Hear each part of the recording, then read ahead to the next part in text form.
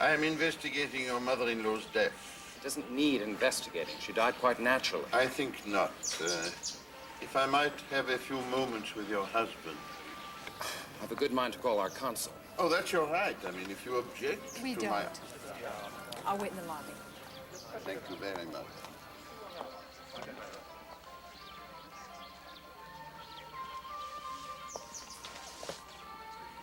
Well, you have your freedom at last. Freedom? Well, at least you've managed to save your marriage. You go too far, Monsieur Poirot. I'll speak of that day. Tell me about it. When you returned from your walk that afternoon, you were alone. That's right. And at what time did you reach the tent? Soon after 4, I looked in on Ginny. She was asleep. And what exactly did you say to your stepmother? She said I hadn't been gone very long, and I said how hot it was. That's all. No, she asked me what time it was since her watch had stopped.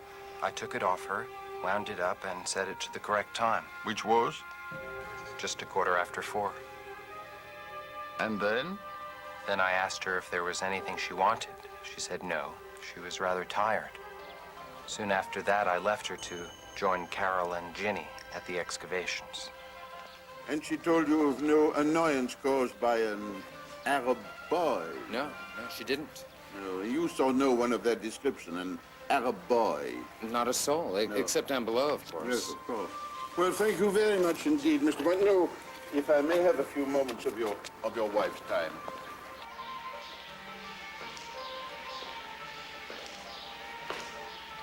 Why do you think Mrs. Boynton was murdered, Monsieur Poirot? Well, from all I've heard, it's difficult to understand why she wasn't murdered before.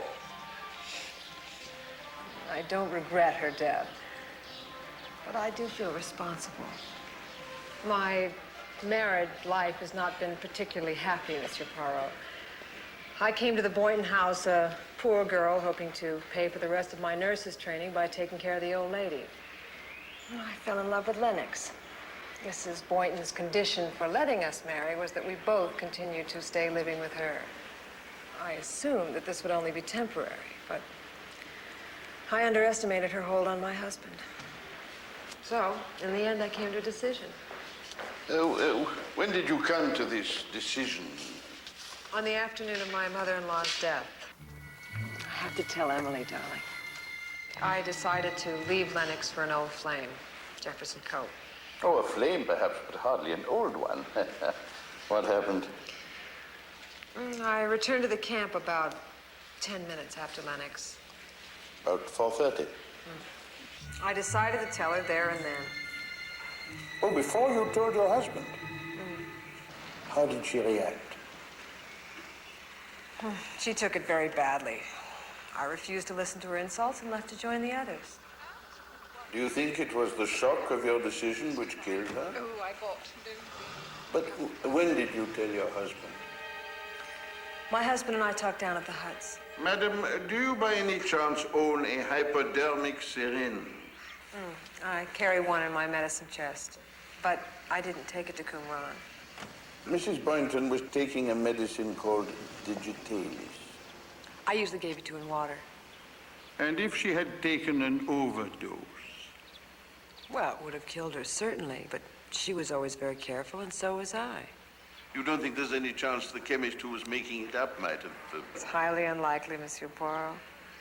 Well, I suppose the analysis will tell us all. No, unfortunately, the bottle containing her medicine was broken when we brought her back.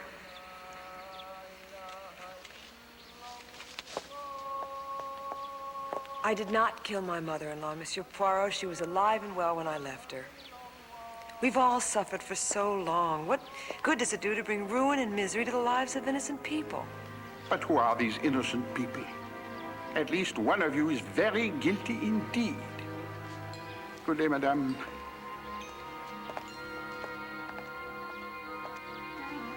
Don't worry, darling.